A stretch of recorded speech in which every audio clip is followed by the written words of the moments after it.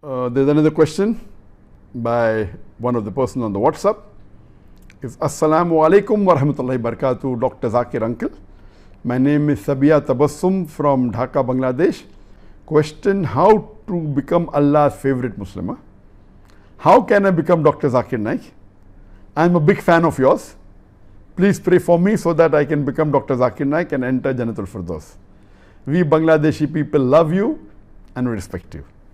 There's a similar question asked, so I've asked my team to club the questions which are similar, so that more people are happy that I've asked the questions, that I've answered the question.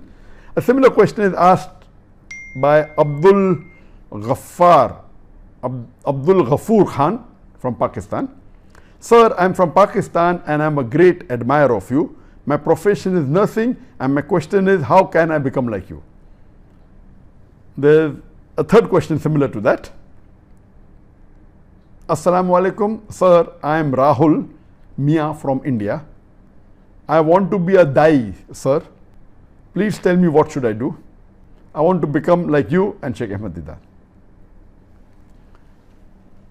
Regarding the basic question, all the three people have asked that all of them want to become a Dai like me. They want to enter Jannatul Firdaus. Let me tell you at the outset that it's not compulsory to become like me to enter Jannatul Firdaus. As far as I am concerned, I pray to Allah subhanahu wa ta'ala that may He accept my efforts whatever He can.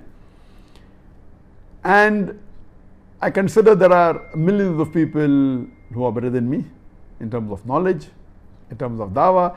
It is hadha min fazli rabbi. It is only because of the mercy of Allah subhanahu wa ta'ala. It is only because of the grace of Allah subhanahu wa ta'ala that whatever little bit I have achieved is because of Him. And when I think of myself that there are, hundreds of thousands of people who are more knowledgeable than me, how come people come for my talks? How come people listen to me on the Facebook, on the YouTube? I wonder. And then that reminds me, that it is three criteria which I always say is important. Number one is that Allah says in the Quran, in Surah Imran, chapter 3, verse number 160, that if Allah helps you, none can overcome you. If Allah forsakes you, who is there then who can help you? So let the believers put their trust in Allah. Number one is having faith and trust in Allah. Number two, Allah says in Surah Ankabut, chapter number 29, verse number 69, if you strive in the way of Allah subhanahu wa ta'ala, He will open up your pathways. Second is striving, struggling, hard work. Number three, Allah says in Surah Nahl, chapter 16, verse 43, and Surah Anbiya, chapter number 21, verse number 7, Fas'alu ahli zikri in kuntum la ta'lamun. If you don't know, ask the person who's an expert. The third is the technique. So number one is Allah's help. Second is striving and struggling and hard work. Number three is technique.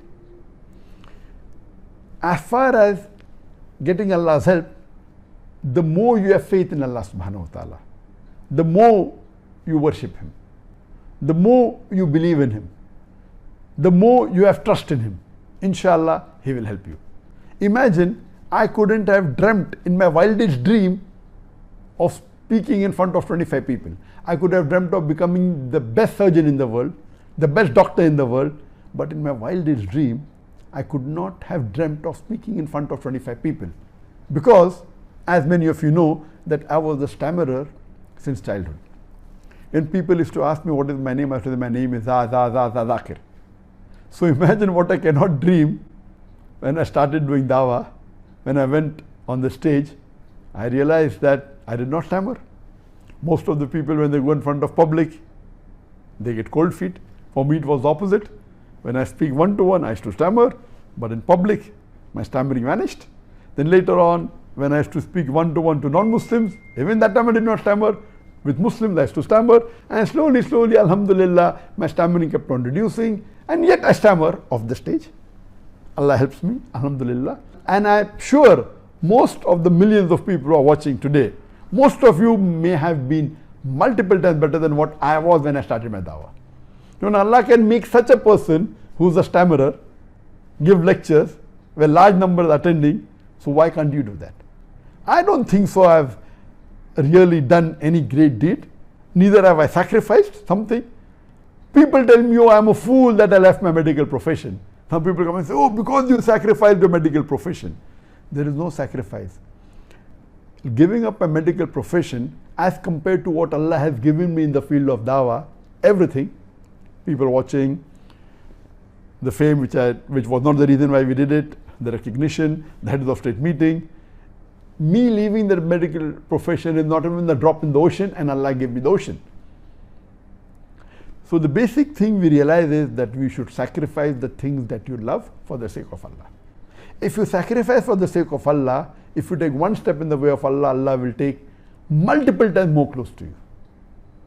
So number one is sacrifice, love Allah, trust Allah, have faith in Him, and then ask an expert. As far as we have dawah training programs, where we had in the past, where we train people, but number one is help of Allah, number two is striving and struggling, and last is the training.